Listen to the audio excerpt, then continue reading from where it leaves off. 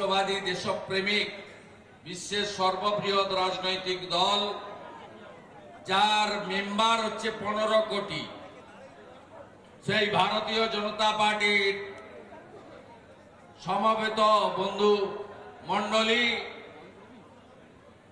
আপনাদের প্রত্যেককে আমি ধন্যবাদ জানাই। গত বৃহস্পতিবার এসেছিলেন, আবার বৃহস্পতিবার আসতে বলেছি। সেদিনও আপনাদের গায়ে আমি আঁচড় লাগতে দিইনি। যা হয়েছে আমার উপর, আমার গাড়ির উপর, আমাদের এমএলএদের উপর হয়েছে। আজকেও আপনারা এসেছেন, আমি আপনাদের সকলকে নতমস্তকে কৃতজ্ঞতা জ্ঞাপন করি।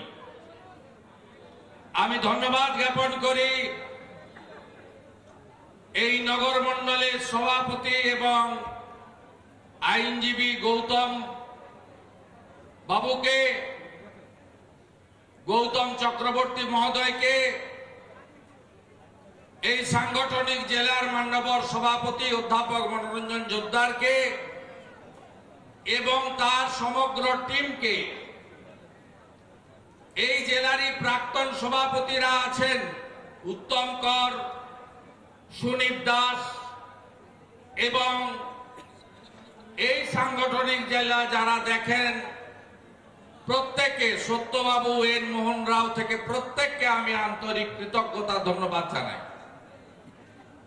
আমাদের এই কর্মসূচিতে উত্তর কলকাতা জেলার তরুণ সভাপতি তমগ্ন ভাই আছেন, দক্ষিণ কলকাতার সভাপতি অনুপম ভট্টাচার্য ভাই আছেন, মথুরাপুরের সভাপতি ভাই নবেন্দু আছেন, জয়নগরের সভাপতি ভাই উৎপল আছেন এবং ডায়মন্ড হারবারের সভাপতি অভিজিৎ সর্দার মহোদয় রয়েছেন।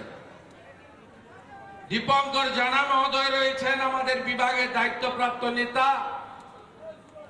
আমাদের সম্পাদক এবং অন্যতম নেতৃত্ব দীপাঞ্জন গুহ রয়েছেন, আমাদের বর্ষিয়ান নেতা তাপস দা আছেন, রাজ্য কমিটির সদস্য প্রীতম ভাই আছেন এবং সাধারণ সম্পাদিকা, লড়াকু বিধায়িকা, এই জোন যিনি দেখভাল করেন দলের পক্ষ থেকে মাননীয়া শ্রীমতী অগ্নিমিত্রা পাল মহোদয়া আছেন। বাকি সবাইকে আমি সম্মানিত মঞ্চ জানিয়ে আমার মহিলা মোর্চা, যুব মোর্চা, কিষাণ মোর্চা, এসসি মোর্চা, ওবিসি মোর্চা, এসটি মোর্চা সহ পার্টির সমস্ত অনুভবী কার্যকর্তাদের আমি আন্তরিক শ্রদ্ধা জ্ঞাপন করি। আপনারা অনেকেই মার খেয়েছেন, জেল খেটেছেন, একবার নয় বারে বারে।